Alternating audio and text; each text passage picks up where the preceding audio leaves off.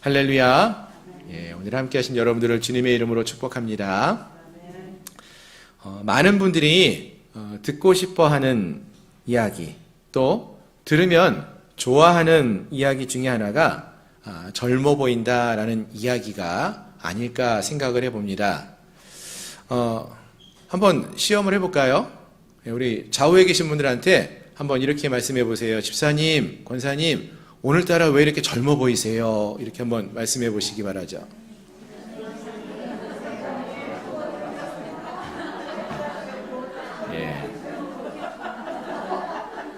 예. 뭐 제가 시킨 거 다 아시니까, 어떤 말로, 어떤 마음으로 그런 말씀을 전하는지 아실 거예요. 막 이렇게 우러나는 마음이 아니라 시키니까 하는 이야기인지 다 알고 있지만, 왠지 그런 이야기를 듣기만 해도 정말 우리가 젊어진 것이냐. 사실은 거울을 보면은 주름살도 많아졌고 흰머리도 많은데 그 사실을 알고 있지만 왠지 그런 이야기를 듣기만 해도 우리의 마음이 기분이 좋아지는 것 같고 예배 시간인데도 우리가 막 웃으면서 반응하는 그런 모습을 볼 수 있습니다. 그렇습니다. 이와 같이 모든 사람은 어떠한 그 젊음의 모습, 그러한 것을 유지하는 것을 참 좋아하는 것 같습니다. 아마 많은 분들이 지금부터 10년의 세월이 흐른 뒤에도 여전히 지금과 같은 모습을 할 수 있다면, 또는 더 젊게 보일 수만 있다면은 그것을 마다할 분이 계실까요? 그것을 싫어하는 분들은 거의 없을 것이다 라는 생각을 해봅니다. 물론 우리의 그 외모는, 또 우리의 겉모습은 그러한 모습을 바라기도 하고요. 또 그렇게 될 수도 있지 않을까 기대도 해봅니다. 하지만 적어도 우리의 신앙의 삶의 모습에 있어서는 그것과는 좀 달라야 하지 않을까 하는 생각을 해봅니다. 즉, 우리가 신앙생활을 한 지가 어떤 분들은 뭐 수년, 또는 어떤 분들은 수십 년 이상 되신 분도 계실 텐데요. 신앙의 삶을 살아온 지가 이렇게 오랜 시간이 지나면 지날수록 사실은 우리가 주님을 더 깊이 알고 또 우리의 믿음이 더욱더 성숙하고 성장할 수 있어야 하는 것입니다. 사실 육신의 모습만을 본다면은 10년이 지나도 여전히 젊음의 모습을 유지할 수 있다라고 한다면 그것은 참 좋은 모습이다라고 말하기도 하고 이렇게 생각도 하지만 그것조차도 사실은 나이가 들어가면서 시간이 변화되면서 거기에 합당한 모습으로 변화되는 모습이야말로 진짜 아름다운 그러한 모습이 될 것입니다. 생각해 보면은 뭐 우리가 가정에서 갓난아이가 태어났을 때 그 아이가 가장 예쁘고 귀엽지 않습니까? 하지만 그 아이가 10년이 지나고 20년이 지나고 30년이 지났는데도 여전히 성장하지 않고 그 아이의, 갓난아이의 모습으로 그대로 젊음을 유지하고 있다면은 그것을 기뻐할 만한 부모님들이 계실까요? 그렇지 않을 것 같습니다. 오히려 그런 모습을 보면서 부러워하기보다는 안타까워하겠죠. 왜냐하면은 제때에 성장하지 못했기 때문에 그렇다는 것입니다. 그것이 문제라는 것이죠. 그런데 안타까운 사실은 사실 우리가 살아가는 이 시대 속에서 우리의 신앙의 삶의 문제를 돌아보면은 그런 문제가 종종 나타나고 있다라는 것입니다. 즉, 예수님을 우리가 알고 또 예수님을 믿게 된 지가, 신앙생활 한 지가 많은 분들이 뭐 10여 년 되신 분들, 20년 이상 되신 분들도 많이 계셔요. 어떤 분들은 저는 모태신앙이에요. 처음 어머니 뱃속부터 지금까지 벌써 뭐 40년, 50년 동안 그 이상을 교회 다니면서 믿음의 삶을 살고 있습니다. 이렇게 자랑하시는 분이 계시는데 그 믿음의 모습, 신앙의 삶의 모습을 돌아보면은 여전히 우리 주일학교 아이들과 같고 어린아이와 같은 그런 믿음의 삶을 살아가는 모습이 우리에게 있지는 않은가 돌아볼 수 있어야 한다라는 것입니다. 바라는 것은요, 우리의 몸과 마음이 또 우리의 신앙이 그 때를 따라서 믿음의 성숙을 이루어가고 또 신앙의 성숙을 이루어 나갈 수 있는 그러한 은혜가 우리 모두에게 있기를 소망합니다. 그래서 작년보다 올해가 우리의 믿음이 더욱더 성숙해 되어지는, 또 어제보다 오늘이 오늘보다 내일이 더 귀한 믿음의 삶으로 살아갈 수 있는 그런 아름다운 모습이 우리 모두에게 있기를 소망합니다. 아멘. 자, 이제 오늘 본문의 말씀을 함께 살펴보기 원하는데요. 우리가 지난 몇 주간 동안에 이제 민수기의 말씀을 함께 살펴보고 있었습니다. 민수기는 이제 우리가 좀 잘 아실 텐데요. 이스라엘 백성들의 숫자를 계수하는 그러한 사건이 두 번에 걸쳐서 나타나는 그러한 책이라고 했습니다. 민수기 1장에서 보시면은 이제 출애굽한 이스라엘 백성들이 시내산에 머물고 있다가 가나안을 향해서 떠나기 직전에 20세 이상의 남자 숫자, 군대의 숫자가 얼마나 되는지 계수하는 이야기가 쭉 나왔어요. 근데 그 이후에 26장에 가보면은요, 다시 한번 똑같이 인구 숫자를, 군인의 숫자죠, 계수하는 이야기가 또 나오고 있습니다. 그럼 이때는 언젠가 하면은요, 가데스 바네아에서 이제 10명의 정탐꾼들의 이야기를 보고를 듣고는 하나님을 신뢰하지 않고 하나님 명령에 따르지 않고 순종하지 않다가 이스라엘 백성들이 광야에서 40년간 방황을 하지 않습니까? 그 이후에 40년이 지난 이후에 이제는 가나안 땅에 들어가기 직전 모압 평지에서 머물 때에 그때 다시 한번 인구 조사를 이렇게 하는 이야기가 나오는 거예요. 이제 그것이 이제 민수기 26장의 말씀이죠. 즉 이때는 40년의 광야의 생활이 끝난 뒤 가나안 입성을 앞두고 있는 그때라라는 것입니다. 그래서 우리가 이제 민수기 말씀을 읽을 때에는요, 이렇게 좀 중요한 시간별로 중요한 그러한 장들이 몇 군데가 나옵니다. 뭐 예를 들어 보면은 이제 민수기 10장, 우리 10장 10절, 11절 거기가 이제 중요한 구절이라고 말씀을 드렸었는데 그때가 이제 출애굽하고 약 1년여의 시간이 지난 뒤에 이제 시내산에 머물던 이스라엘 백성들이 가나안을 향해서 출발하는 그런 때를 배경으로 한다고 했죠. 예, 그리고 이제 또 중요한 곳이 13장, 14장. 여기서 이제 가데스 바네아에서 12 정탐꾼들을 가나안 땅으로 보냈다가 그들이 돌아와서 보고하는 이야기를 듣고는 모세와 하나님을 원망하고 그러다가 결국 이들이 40일 동안 이 가나안 땅을 정탐하고 왔는데 하루를 1년씩 40년 동안 광야에서 방황하게 되는 그러한 일을 경험하는 이야기가 민수기 13장, 14장에 나와요. 결국 이들은 이때에 이제 출애굽을 했던 1세대가 다 죽음을 당하게 되고요.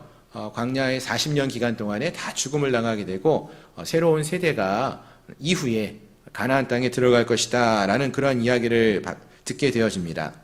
자, 그리고 나서 또 중요한 것이 이제 오늘 우리가 함께 읽는 민수기 20장이에요. 민수기 20장은 어떠한 상황 속에서 배경을 하고 있는가 살펴보시면은요. 1절을 먼저 보시면은 20장 1절에 보면 첫째 딸에라는 시간의 언급으로 이제 시작을 하고 있습니다. 자, 여기서 첫째 딸이라고 했는데요.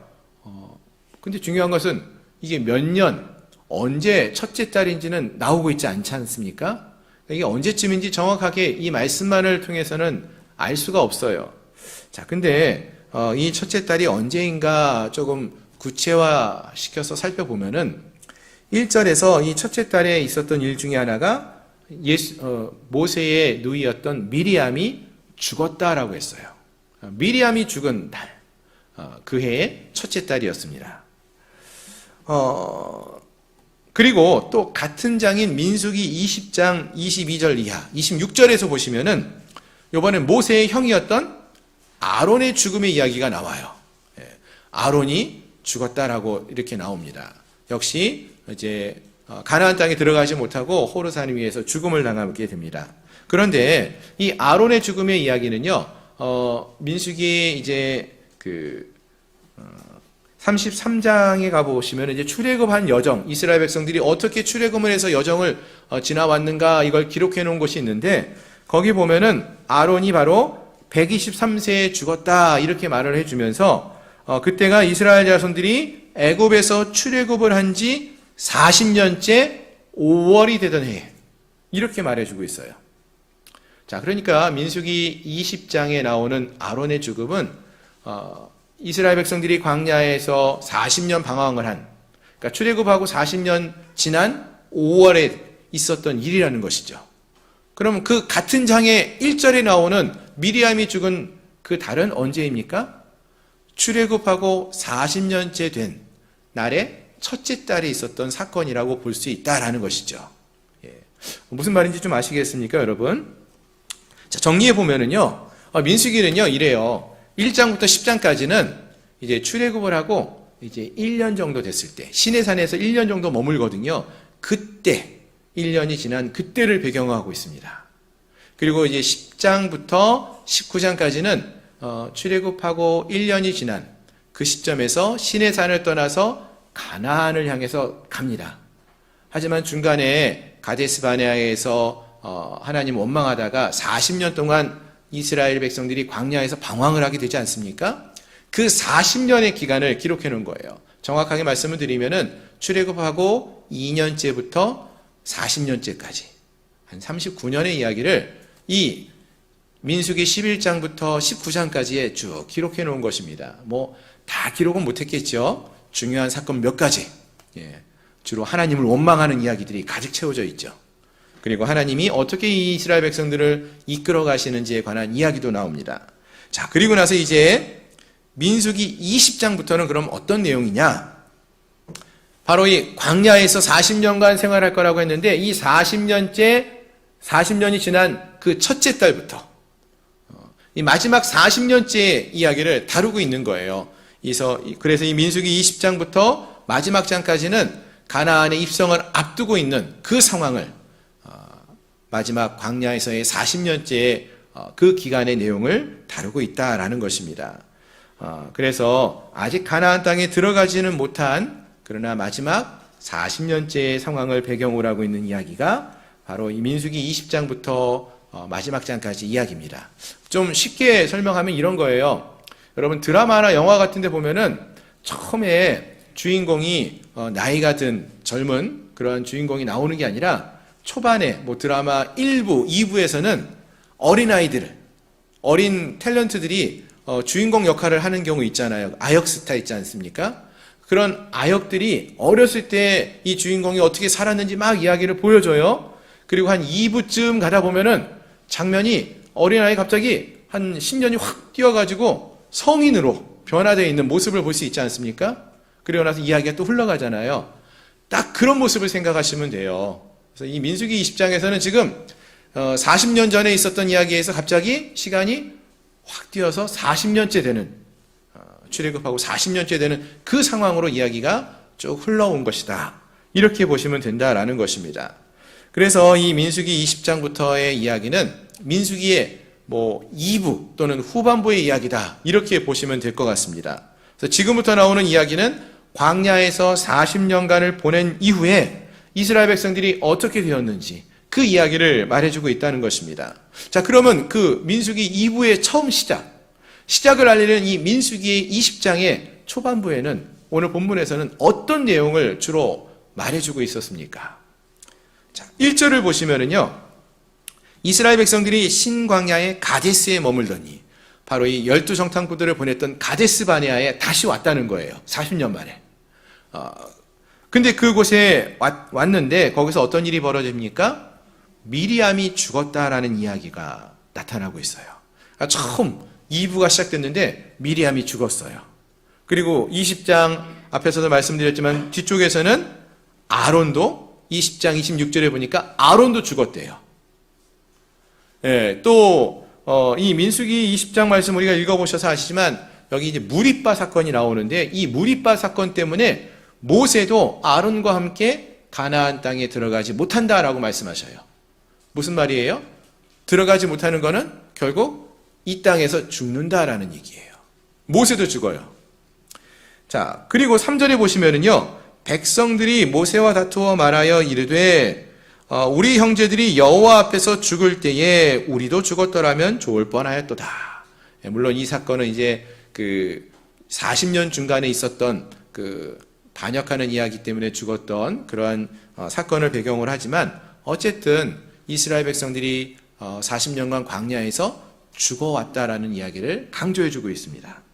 자, 결론적으로 이렇게 말씀을 쭉 보시면은요, 이 민수기의 2부가 막 시작되었는데요. 이 20장이 시작되자마자 어떤 내용들로 가득 차 있냐면 다 죽었다는 이야기로 시작해요. 모세도 죽을 거고 아론도 죽었지요. 미리암도 죽었지요. 다른 이스라엘 백성들도 많이 죽었다는 이야기로 이 20장이 시작되고 있어요. 그럼 왜 이 민수기 2부를 시작하면서 왜 이렇게 사람들이 죽음에 대해서, 특별히 이스라엘을 대표하는 이런 사람들이 죽었다라는 것을 강조해서 말해주고 있는 것일까요? 그 의미가 무엇일까요, 여러분? 먼저 한번 생각해 볼 것은 여기서 죽었다고 말하는 이 사람들은요, 누군가 하는 것인데요. 이들은 애굽에서부터 출애굽을 한 이스라엘 백성들. 흔히 우리가 이제 출애굽 제1세대라는 표현을 쓰죠. 처음에 그 인구조사를 했을 때 20세 이상의 성인들이라고 말할 수 있는 그 사람들입니다. 즉, 이 출애굽 1세대가 죽었다라는 거예요. 그 말은 1세대가 죽고 나면은 다음 세대가 이제 일어서서 새롭게 등장한다는 그런 이야기가 되기도 합니다. 자, 그리고 또 민수기 14장에서 앞에서 말씀을 드렸지만 정탐꾼들이 정탐을 하고 돌아왔는데 실패하죠. 그래서 하나님께서 그때 20세 이상의 이스라엘 백성들 성인은 여호수아와 갈렙 외에는 아무도 이 가나안 땅에 들어가지 못하고 광야에서 40년 동안 살다가 죽을 것이다, 이렇게 말씀하셨어요. 그런데 40년이 지금 지났죠? 40년이 지나고 나서 보니까 어떻게 됐어요? 정말 다 죽었어요. 심지어 그 아론도, 미리암도 죽었고요. 모세도 곧 죽음을 앞두고 있다라는 것입니다. 무슨 말입니까, 여러분? 하나님 말씀이요, 40년 전에 주어졌던 그 말씀이 40년 지나고 나서 보니까 정말 다 이루어졌다라는 것을 알 수 있었다는 것입니다. 정말로 출애굽 1세대를 대표하는 인물들, 모세, 아론, 미리암까지 그들이 다 죽음을 당하고 있고요. 죽음을 앞두고 있었다라는 것입니다. 결국 이 말은 하나님의 말씀은 이와 같이 반드시 이루어지는 것이다. 하나님은 참 신실한 분이시다라는 것을 말씀해 주는 것입니다. 그렇습니다. 이와 같이 우리 하나님은 신실하십니다. 그럼 왜 여러분, 하나님이 이렇게 신실한 분이라는 것을 사람들이 죽었다라는 이야기를 통해서 민수기 2부를 시작하는 이 첫 부분에서 말해주는 것일까요? 그거는요, 바로 이어지는 이 출애굽 2세대, 즉 광야에서 태어나고 자라난 이 이스라엘 백성들이 이 사실을 좀 기억하고 믿어야 한다라는 거예요. 신실하신 하나님을 믿고 그 말씀대로 따라 행할 수 있어야 한다라는 것입니다. 40년 전에 하나님 말씀하셨어요. 이 하나님 말씀을 신뢰하지 않았던 출애굽한 1세대의 모든 어른들은 다 죽음을 당할 것이다 라고 했는데 정말 그대로 이루어졌어요. 다 죽음을 당합니다. 그런데 그때 또 다른 약속이 있었습니다. 20세 이상의 성인은 모두 죽음을 당하지만 그 이하 어린 세대, 광야에서 태어나는 그 이스라엘 백성들, 이 출애굽 2세대는 약속의 땅으로 하나님께서 인도해 가시겠다라고 말씀하셨어요. 이것을 누가 이루신다는 거예요? 앞에 이야기를 하나님이 이루셨어요? 그럼 이 뒤의 약속도 분명히 하나님께서 이루실 것을 믿으라는 것입니다.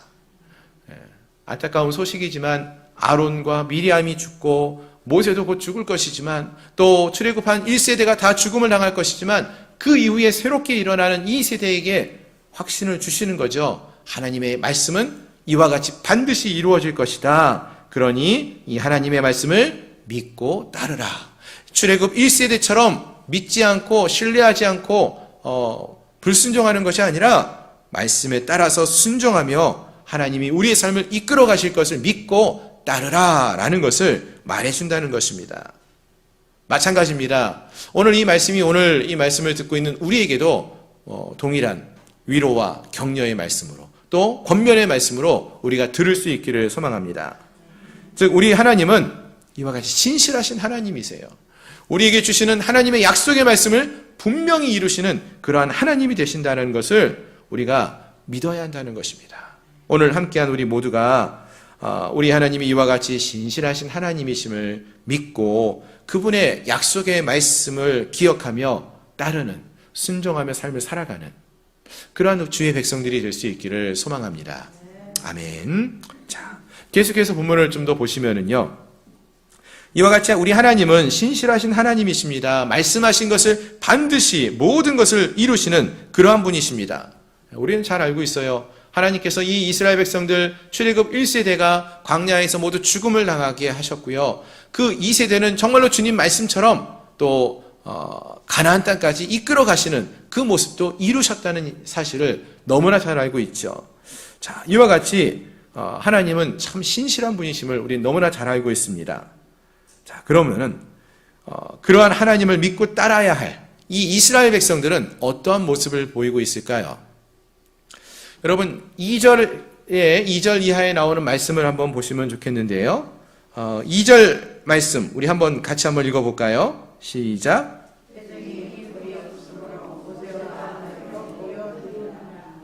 네, 아멘. 자, 보니까 무슨 말이 나와요? 회중이 뭐가 없어서? 물이 없어서 모세와 아론에게 모여서 다투며 원망하는 모습이 처음 등장하고 있습니다. 또 그 뒤에 보시면은요, 이들이 하는 이야기가 우리가 애굽에서 나오게 하여 이 나쁜 곳으로 우리를 인도했느냐, 이곳에는 파종할 곳이 없고 무화과도 없고 포도도 없고 석류도 없고 마실 물도 없도다, 이렇게 불평하고 원망하는 모습이 나와요. 근데 여러분, 이 모습 어디서 많이 보지 않았습니까, 여러분? 예. 이거요, 앞에서 우리가 살펴봤던 내용이에요. 조금 더 멀리 보면은 출애굽하고 홍해 바다를 건넌 지 얼마 안 돼서 출애굽기 17장에서 물이 없다라고 마라에서 불평했던 이스라엘 백성들의 이야기가 나왔었고요. 우리가 얼마 전에 살펴봤던 민수기 11장에서도요, 비슷한 사건이 있었죠. 만나와 메추라기 이야기하면서 우리 먹을 고기가 없다고, 애굽에서 먹었던 뭐 여러 가지 음식들 먹고 싶은데 그런 거 없다고, 애굽이 더 좋다고 이렇게 불평하고 원망했던 그 이스라엘 백성들의 이야기가 민수기 11장에도 나왔었어요. 언제적 이야기입니까? 전부 다 이거 40년 전 이야기예요. 40년 전에도요, 이 이스라엘 백성들 똑같이 이렇게 활동을 불평을 하고 있었습니다. 자, 그런데 이제 민수기 20장에 와서, 즉 40년이 흘렀는데 그때 정탐꾼들을 보냈던 가데스 바네아에 다시 한번 돌아왔는데, 그곳에서 이 광야에서 40년의 시간을 보낸 뒤에 이스라엘 백성들이 다시 와서 행하는 모습을 보니까 이전과 똑같은 모습을 보이고 있다는 것입니다. 이 40년이 흘러가면서 출애굽했던 1세대 그 이스라엘 백성들이 다 광야에서 죽었고요. 이제는 광야에서 자란 출애굽 2세대의 새로운 이스라엘 백성들이 세워졌는데, 그럼에도 불구하고 여전히 이들은 1세대와 똑같이 하나님을 신뢰하지 못하고 원망하는 모습을 보이고 있다는 것입니다. 40년이 지났음에도 불구하고 이들은 전혀 변한 것이 없어 보이는 것입니다. 광야에서 이 40년의 시간 동안에 전혀 그들의 믿음의 모습이 성장하지 않았다라는 거예요. 여전히 하나님을 믿지 못하고요, 여전히 하나님을 신뢰하지 못하고요, 여전히 마시는 물, 먹는 음식 때문에 하나님을 불평하고 있는 그러한 이스라엘 백성들의 모습을 보이고 있다는 것입니다. 그렇다면 사랑하는 성도 여러분, 오늘 우리는 어떻습니까? 여러분, 우리는 앞에서 말씀드린 것처럼 예수님을 알고 믿게 된 지 어떤 분들은 10년이 지났을 것이고요. 어떤 분들은 이제 1년, 2년 되신 분도 계시겠죠. 또 어떤 분들은 20년, 30년, 40년 되신 분도 계셔요. 40년이 지난 이스라엘 백성들 모습이, 그 믿음의 모습이 여전히 똑같았는데, 혹시 우리의 모습은 어떤 것 같습니까? 혹시 우리도 이 이스라엘 백성들처럼 여전히 믿음 없는 그러한 신앙의 삶을 살고 있지는 않습니까? 작년에 우리가, 또 재작년에 우리가 코로나로 인해서 여러 가지 이유로 함께 예배하지도 못하고, 또 우리의 신앙의 모습에 있어서 여러 가지 어려움 때문에 예배하지 못하는 것으로 또 여러 가지 이유로 신앙이 좀 약해졌던 부분들이 분명히 있었는데 지금 그때와 비교해 보시면 어떤 것 같아요? 좀 나아지셨습니까? 아니면 그때와 똑같습니까? 아니면 더 신앙의 모습이 후퇴한 것 같지는 않습니까? 우리가 예수님을 믿은 지 벌써 오랜 시간이 흘렀습니다. 그럼에도 불구하고 본문의 이스라엘 백성들과 같이 여전히 우리의 믿음의 모습이 그 자리에서 성장하지 못하고 있는 그런 안타까운 모습이 우리에게 있지는 않은지 이 시간 돌아볼 수 있기를 바랍니다. 여러분, 건강한 사람은요, 성장하는 모습이 있는 그러한 사람이라고 했습니다. 즉, 우리의 얼굴은, 육체적인 모습은 작년과 동일한 모습을 하고 있다고, 즉, 늙지 않았다라고 좋아할 수는 있을 거예요. 하지만, 우리의 믿음의 모습은 작년보다 올해가 더 나아져야 한다는 거예요. 올 초보다 지금, 4월 마지막 주 아닙니까? 지금 벌써 4개월이라는 시간이 흘렀는데, 올 초보다 지금은 더 주님을 사랑하고 더 주님을 깊이 알아가면서 우리의 믿음이 더욱 성숙해 되어지는 그러한 모습이 있어야 한다라는 것입니다. 오늘 함께한 우리 모두가 정말로 하나님 앞에서 예수를 믿고 구원의 은혜를 입은 그런 우리 모두가 이제 주님 안에서 믿음의 성숙을 이루어 나가는 기쁨을 회복할 수 있기를 소망합니다. 정말로 주님과 함께하는 그 기쁨을 다시 한번 회복하면서 어제보다 나은 믿음, 작년보다 나은 믿음, 10년 전보다 우리가 처음 주님을 알아갔을 때, 그 만났을 때 그때보다 지금의 이 주님을 알아가는 기쁨이 더 크고 더 성숙해 되어지는 믿음의 삶을 살아갈 수 있는 우리 모든 성도님들이 되시기를 주님의 이름으로 축원합니다. 아멘. 자, 한 가지만 더 살펴보기 원하는데요. 오늘 본문의 사건은 흔히 우리가 무리바의 사건이라고 말을 합니다. 물이 없다고 이제 이스라엘 백성들이 원망을 하니까 모세가 하나님의 말씀에 따라서 반석에서 물을 주게 됩니다. 많은 물을 주죠. 그런데 이 물을 주다가 모세가 실수를 하고 그로 인해서 모세도 이 약속의 땅에 들어가지 못하게 되는 그 이유를 쭉 설명해 주고 있습니다.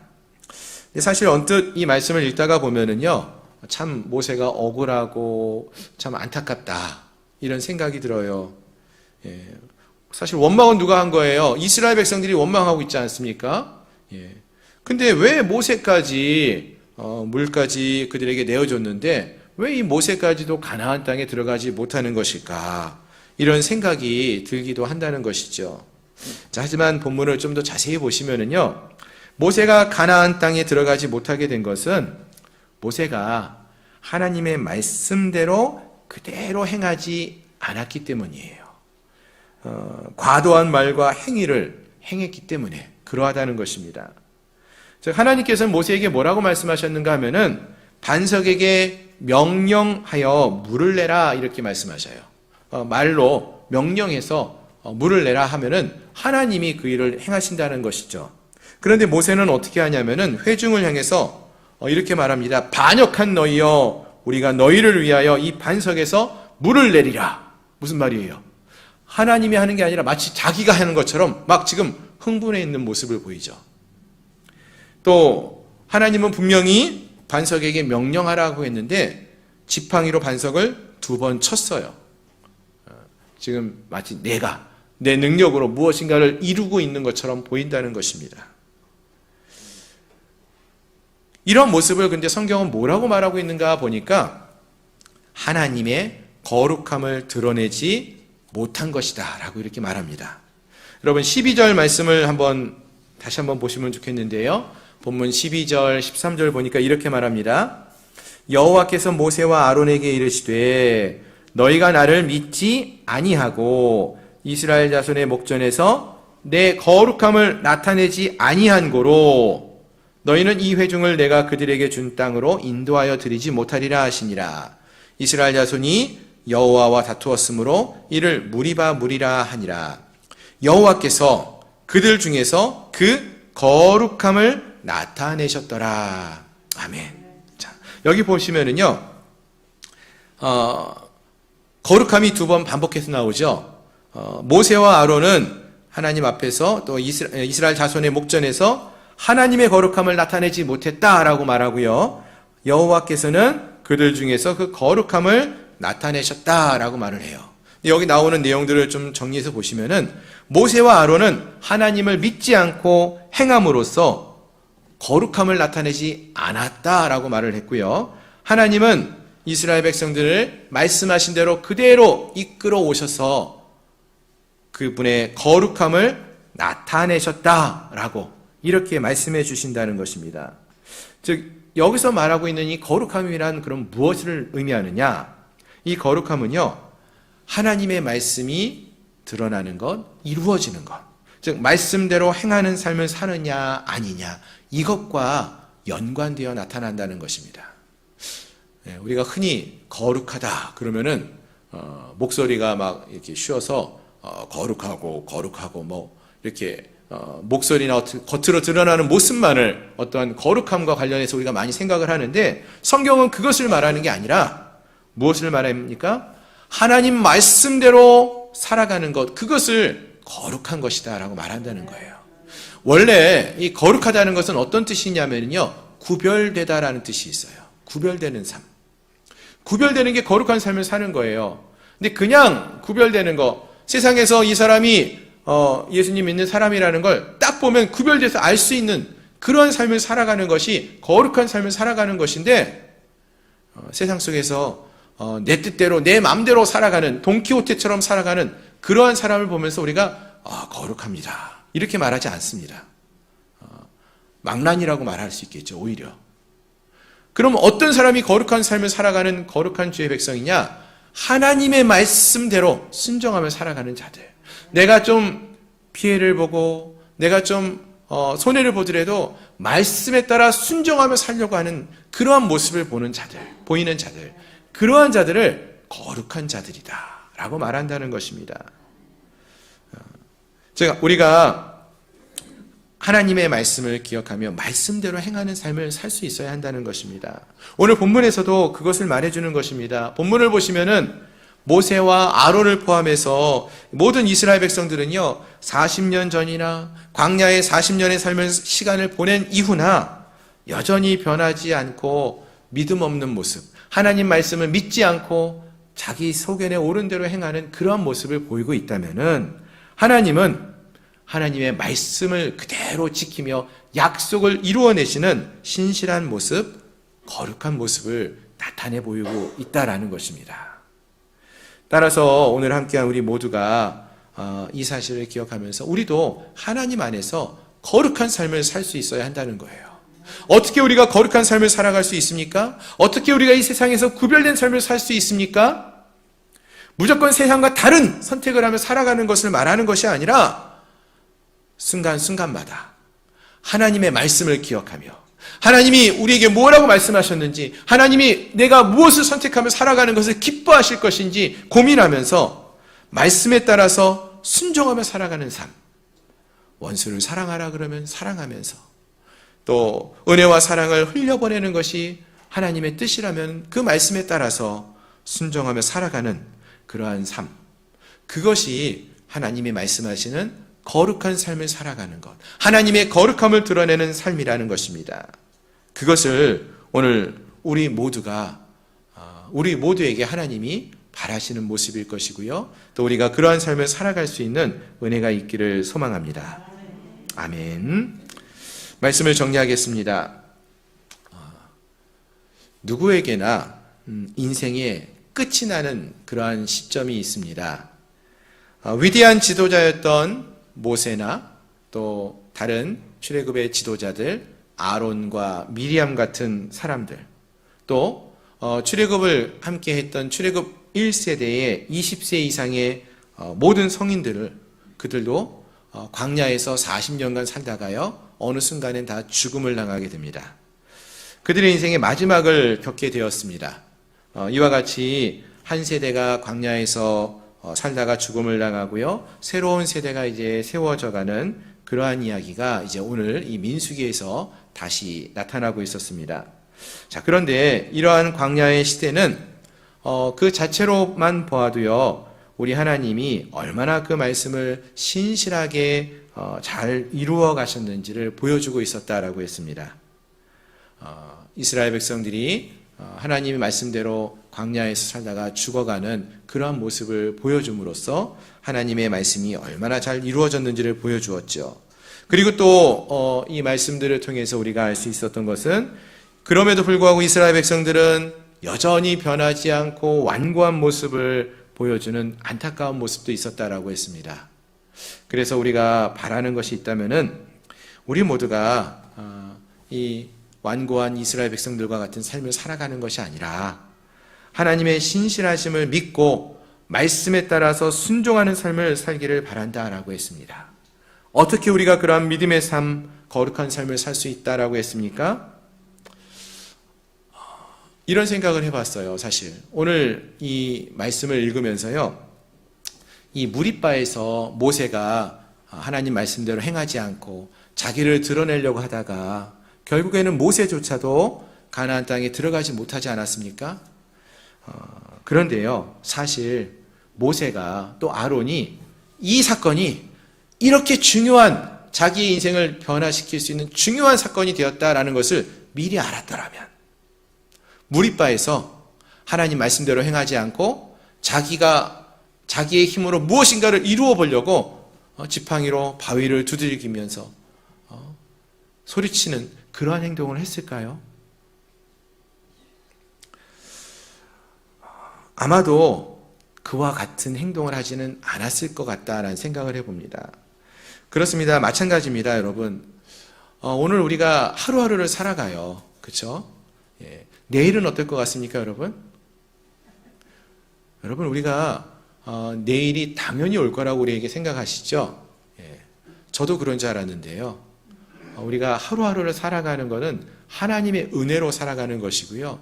내일 당장 어떤 일이 벌어질지 몰라요.